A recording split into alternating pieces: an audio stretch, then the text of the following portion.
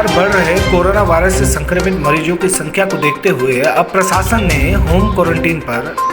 सख्ती बरतना शुरू कर दी है। इसके लिए जिलाधिकारी देहरादून ने कई विभागों के कर्मचारियों के साथ बैठक कर एक कार्य योजना तैयार करने के लिए कहा है।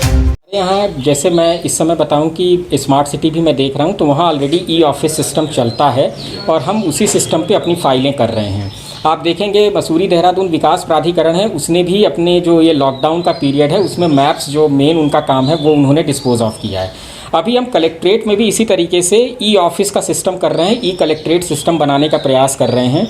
और मुझे पूरी उम्मीद है कि 15 जून से हम इसका ट्रायल भी शुरू कर देंगे। ट्रेनिंग्स इस समय चलना शुरू हो गई हैं, तो फिर जो मैनुअल फाइल्स बना करती थी वो फाइल नहीं बना करेंगी, सारी की सारी फाइलें ऑनलाइन सिस्टम पे ही चलेंगी, ई फाइल में ही चलेंगी, वहीं डिसीजंस होंगे। और ये कलेक्ट्रेट के साथ शुरू करने के बाद धीरे धीरे इसको ग्रेजुअली हम जो है सारी तहसीलों में और उसके साथ साथ विकास भवन में इसको जो है वो इम्प्लीमेंट करेंगे। हमारा पूरा प्लान है कि हम 15 अगस्त आते तक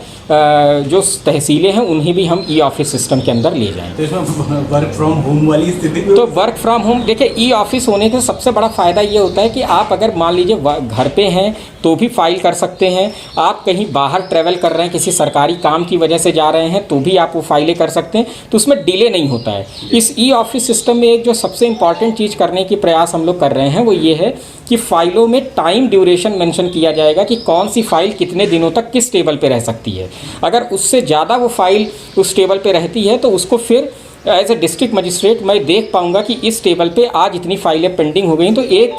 टाइमली डिस्पोजल भी जो है वो अकाउंटेबिलिटी के साथ हो पाएगा। आज जो एक और बैठक की गई है, क्योंकि अभी कोरोना का समय चल रहा है, लेकिन अभी से 1-1.25 महीने बाद डेंगू का पीरियड भी शुरू होगा,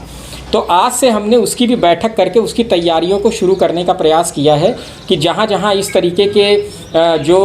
लो लाइन एरिया हैं, पुराना हिस्ट्री जिस एरिया का रहा है जहाँ पर बहुत ज़्यादा केसेस पिछले वर्षों में आए हों, उनकी मैपिंग की जाए और फिर पूरे तरीके से एक डिटेल्ड प्लान बनाया जाए। और अगले हफ्ते हम इस डिटेल प्लान को स्टडी करके उसको इम्प्लीमेंट करेंगे, जिससे कि 15 जून के बाद जनरली डेंगू का पीरियड बहुत तेज़ी से शुरू होता है, तो उसमें हम डेंगू के ऊपर भी इफेक्टिव रोक लगा पाएँ।